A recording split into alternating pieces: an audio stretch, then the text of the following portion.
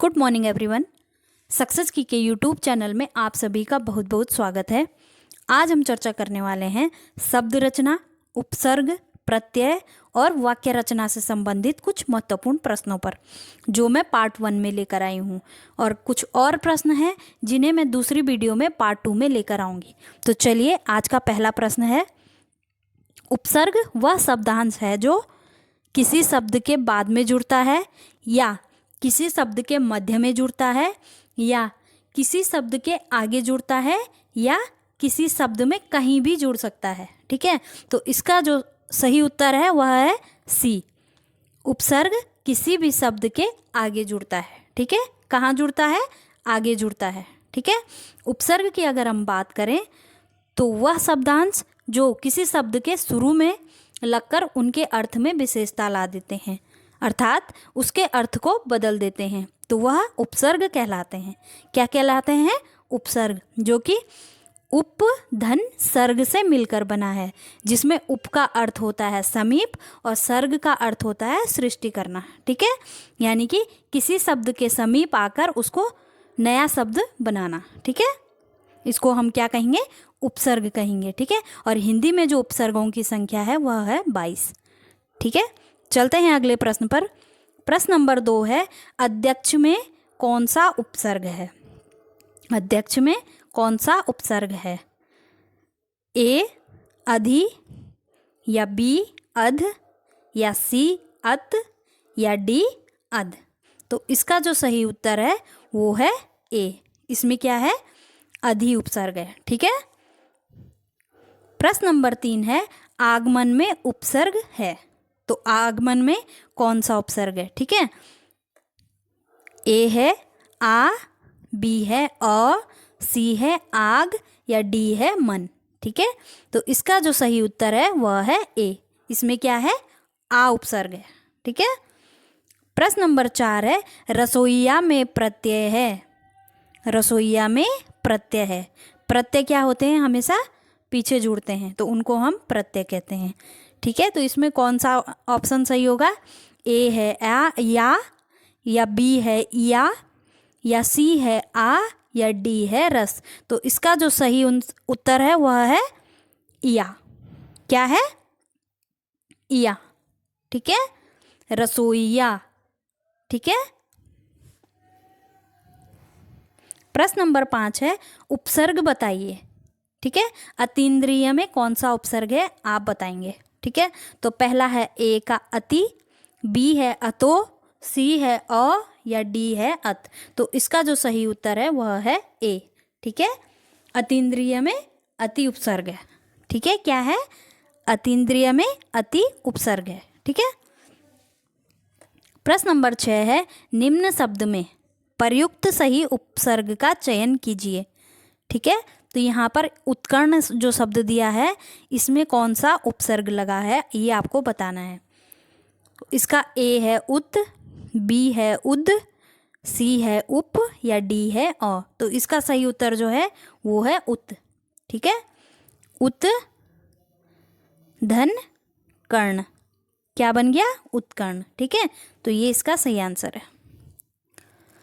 प्रश्न नंबर 7 है, धड़ाक में प्रत्यय है ना, यानी कि धड़ाक में कौन सा प्रत्यय लगा हुआ है। ठीक है, तो यहाँ पर ए है अक, बी है आक, सी है अप या डी है ओक। तो इसका राइट आंसर है आक। ठीक है, धड़ धन आक। ठीक है, धड़ाक।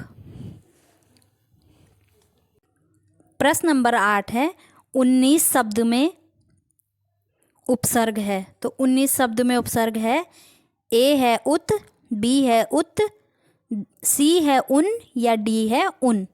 तो इसका जो राइट आंसर होगा वो होगा सी। ठीक है, उन, सॉरी हलन नहीं लगेगा, उन है। ठीक है,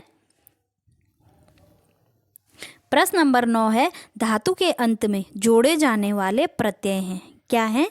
धातु के अंत में जोड़े जाने वाले प्रत्यय हैं। ए है क्रियाधोतक प्रत्यय, बी है कृत प्रत्यय, सी है तदित प्रत्यय या डी है भावधोतक प्रत्यय।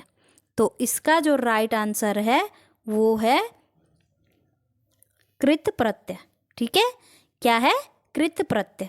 ठीक है, जो धातु के अंत में जोड़े जाते हैं वह कृत प्रत्यय कहलाते हैं। ठीक है। प्रश्न नंबर 10 है, बहाव शब्द में प्रयुक्त प्रत्यय कौन सा है?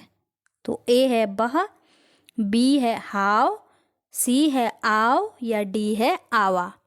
ठीक है, तो इसका जो राइट आंसर है वो है सी, आओ। ठीक है, बहाव। ठीक है, बहधन आओ, क्या हो गया? बहाव। प्रश्न नंबर 11 है, बुरे अर्थ में प्रयुक्त होने वाला बद उपसर्ग किस भाषा का है? ठीक है, ऑप्शन ए है संस्कृत, बी है अंग्रेजी, या सी है उर्दू फारसी, या डी है हिंदी। तो इसका जो सही उत्तर होगा वो होगा सी, उर्दू फारसी। ठीक है, बद उपसर्ग क्या है? उर्दू फारसी का शब्द है। ठीक है। प्रश्न नंबर 12 है, प्रत्यय होता है, प्रत्यय क्या होता है? ठीक है, शब्दांश है या वाक्यांश है या पदांश है या पद्यांश है? तो इसका जो सही उत्तर है वह है शब्दांश। ठीक है, प्रत्यय क्या होता है? शब्दांश होता है जो किसी भी शब्द के पीछे जुड़ता है। ठीक है, और उसको एक नया रूप दे देता है। ठीक है, यानी कि वह शब्द जो किसी भी शब्द के आखिरी में लगकर उसका अर्थ बदल देते हैं वह प्रत्यय कहलाते हैं। ठीक है, प्रत्यय दो प्रकार के होते हैं, पहला होता है कृत प्रत्यय और दूसरा होता है तदित प्रत्यय। ठीक है। प्रश्न नंबर 13 है, उपसर्ग को कहते हैं, उपसर्ग को क्या कहते हैं? ठीक है, शब्दांश कहते हैं या वाक्यांश कहते हैं या शब्द कहते हैं या पद कहते हैं? तो इसका जो सही उत्तर है वह है शब्दांश। ठीक है, उपसर्ग को भी शब्दांश कहते हैं जो किसी भी शब्द के आगे जुड़ते हैं उनको उपसर्ग कहते हैं, और किसी भी शब्द के पीछे जुड़ने वाले शब्दों को क्या कहते हैं? प्रत्यय कहते हैं। ठीक है, आगे जुड़ते हैं उनको उपसर्ग और पीछे जुड़ते हैं उनको प्रत्यय कहते हैं। ठीक है। प्रश्न नंबर 14 है, अलमारी कौन सी भाषा का शब्द है? ठीक है, अलमारी कौन सी भाषा का शब्द है? तो अलमारी ऑप्शन ए है फारसी, बी है पुर्तगाली, सी है अरबी या डी है संस्कृत। तो जो अलमारी है वह पुर्तगाली भाषा का शब्द है। ठीक है, किसका शब्द है? पुर्तगाली भाषा का। ठीक है। प्रश्न नंबर 15 है, दुरात्मा में कौन सा उपसर्ग है? तो दुरात्मा में दुर उपसर्ग है। ठीक है, कौन सा है? दुर उपसर्ग है। प्रश्न नंबर 16 है, आपका भविष्य उज्जवल हो, अर्थ की दृष्टि से वाक्य का भेद बताइए। ठीक है, तो यहाँ पर क्या है? यहाँ पर इच्छा, ऑप्शन ए है प्रश्नवाचक होना चाहिए, या बी है निषेधवाचक होना चाहिए, या सी है इच्छावाचक होना चाहिए, या डी है आज्ञावाचक होना चाहिए। तो यहाँ पर इसका जो राइट आंसर है वह है सी, ये क्या है? इच्छावाचक है। ठीक है, इच्छावाचक है। ठीक है, यहाँ पे क्या हो? आपका भविष्य उज्जवल हो। ठीक है, तो यह क्या है? किसी की इच्छा है, तो इसको हम इच्छावाचक कहेंगे। ठीक है। प्रश्न नंबर 17 है, प्रयोग के आधार पर शब्द कितने प्रकार के होते हैं? तो प्रयोग के आधार पर शब्द, ऑप्शन ए है 2 प्रकार के होते हैं, ऑप्शन बी है 4 प्रकार के होते हैं, या ऑप्शन सी है 6 प्रकार के होते हैं, या ऑप्शन डी है 8 प्रकार के होते हैं। तो यहाँ पे जो राइट आंसर है वह है ए। ठीक है, प्रयोग के आधार पर शब्द 2 प्रकार के होते हैं। ठीक है, कितने प्रकार के होते हैं? 2 प्रकार के होते हैं।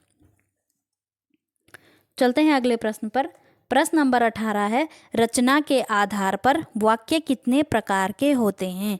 तो रचना के आधार पर ऑप्शन ए है 2 प्रकार के होते हैं, ऑप्शन बी है 3 प्रकार के होते हैं, और ऑप्शन सी है 4 प्रकार के होते हैं, या ऑप्शन डी है 5 प्रकार के होते हैं। तो यहाँ पर जो राइट आंसर होगा वो होगा 2। ठीक है, रचना के आधार पर भी वाक्य 2 प्रकार के होते हैं। ठीक है। प्रश्न नंबर 19 है, अर्थ के अनुसार क्रिया विशेषण कितने प्रकार के होते हैं? ऑप्शन ए है 1, ऑप्शन बी है 2, ऑप्शन सी है 3 प्रकार के, या ऑप्शन डी है 4 प्रकार के। तो यहाँ पर अर्थ के अनुसार क्रिया विशेषण 4 प्रकार के होते हैं। कितने प्रकार के होते हैं? 4 प्रकार के होते हैं। ठीक है।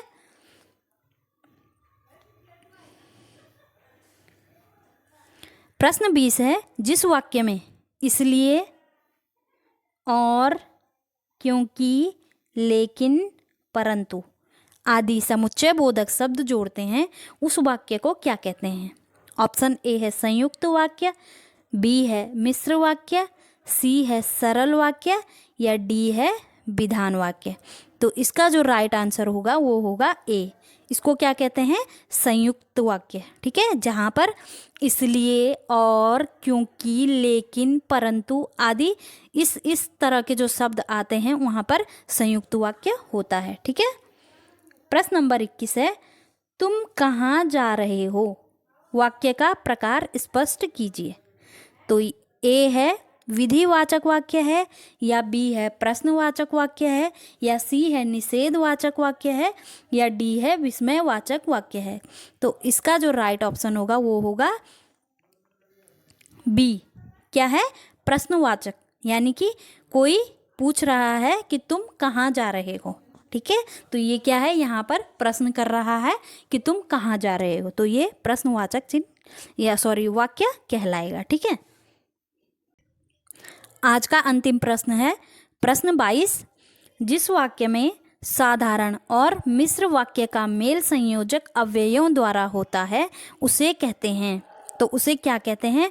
उसे ऑप्शन ए है मिश्र वाक्य कहते हैं, या बी संयुक्त वाक्य कहते हैं, या सी सरल वाक्य कहते हैं, या डी प्रश्नवाचक वाक्य कहते हैं। तो इसका जो राइट आंसर होगा वो है संयुक्त वाक्य। ठीक है, जिस वाक्य में साधारण और मिश्र वाक्य का मेल संयोजक अव्ययों द्वारा होता है उसे हम संयुक्त वाक्य कहते हैं। ठीक है, क्या कहते हैं? संयुक्त वाक्य। ठीक है, आज के लिए इतना ही। मिलते हैं कल पार्ट 2 में कुछ और प्रश्नों के साथ। तब तक के लिए आप पढ़ते रहिए, प्रयास करते रहिए। धन्यवाद।